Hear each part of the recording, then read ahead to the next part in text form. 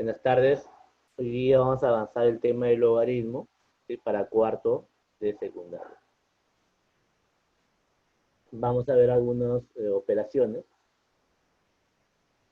Por ejemplo, ahí tenemos 5 a la x igual a 125. ¿Cuánto tendría que ser x? X tendría que ser 3, ¿no? Ya que 5 al cubo es igual a 125.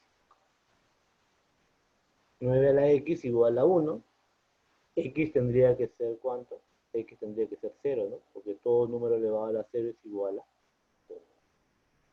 49 a la x igual a 7. X tendría que ser un medio, ¿no? Ya que es raíz cuadrada. Raíz cuadrada de 49 es igual a 7. 6 a la x igual a 2. En este caso nos sale de inmediato, ¿no? Tenemos que aplicar lo que es logaritmo. X tendría que ser X tendría que ser logaritmo de 2 en base 6.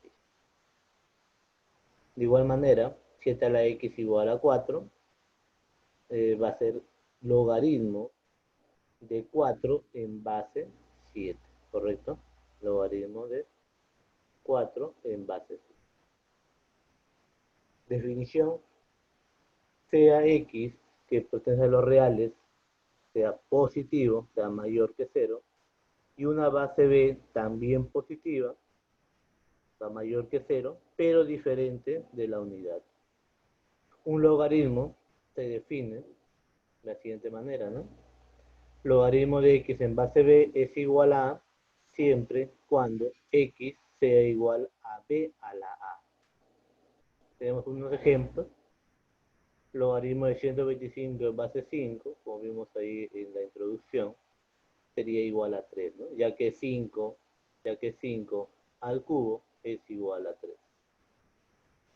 Logaritmo de 32 en base 2, 2 a la cuánto me sale 32, 2 a la quinta. Por lo tanto, la respuesta sería 5. Logaritmo de 7 en base 49, como vimos en la introducción, también. ¿Qué número elevado, o sea, 49 elevado a qué número es 7? Sería un medio, ¿no? Ya que es raíz cuadrada. Y logaritmo de 8 en base 8 sería igual a 1, ¿no? 8 a la 1 es 8. Y logaritmo de 1000, si es que no se coloca la base, se sobreentiende que es base 10. Y es igual a 3, 10 al cubo, ¿no? Tener en cuenta que el logaritmo de b en base b es igual a 1, ¿sí? Son iguales. Logaritmo de 1 en base b es igual a 0, ya que b a la 0 es igual a 1. Vamos a ver algunas propiedades. b elevado al logaritmo de x en base b va a ser justamente el de x, ¿no? Es como si lo elimináramos la base. Tenemos ahí un ejemplo. 6 logaritmo de 7 en base 6, ¿no? Elevado sería 7 simplemente. Como si se eliminara el número 6. Propiedad 2. De igual manera, b logaritmo de x en base c, que no tiene lo mismo, ¿no? No son iguales las bases. Lo que podemos hacer es cambiar de lugar, ¿no? X logaritmo de c, de b en base c. Cambiamos de lugar el b con el x. Luego tenemos 125 logaritmo de 2 en base 5. Lo que puedo hacer ahí es cambiarlo. 2 logaritmo de 125 en base 5. Y logaritmo de 125 en base 5 es igual a 3, ¿no? Por lo tanto, la respuesta sería 8. Propiedad número 3. La suma de logaritmos va a ser igual a logaritmo del producto. Y la diferencia va a ser la división. X entre Y.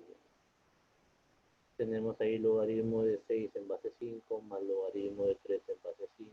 Ten en cuenta que tiene que ser la misma base. Multiplicamos, ¿no? 3 por 6, 18. Sería el logaritmo de 18 en base 5.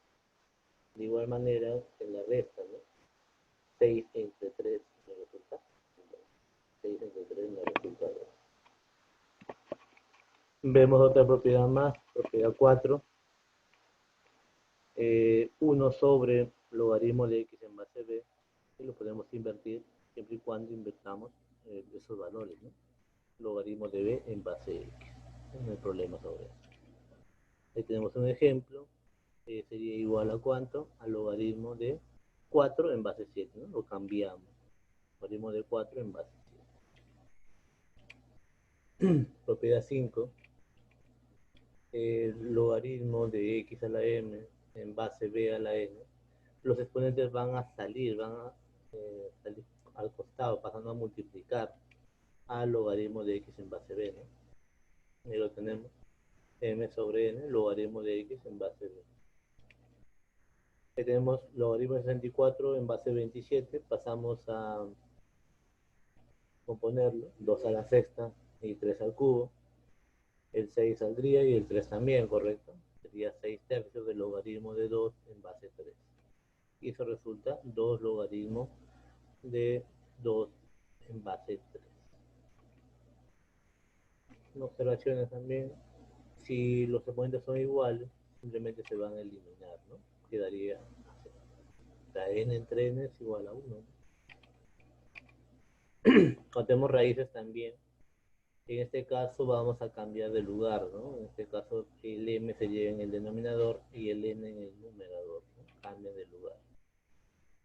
Listo. Propiedad 6, que me dice propiedad 6, si yo divido logaritmos que tienen la misma base, es como si vamos a eliminar la base b, me quedaría el logaritmo de x en base y, ¿no? Vamos a utilizar algunas propiedades ahí. El logaritmo de 9 en base 4 sobre el logaritmo de 8 en base 4, eliminamos ahí la base, nos quedaría logaritmo de 9 en base 8.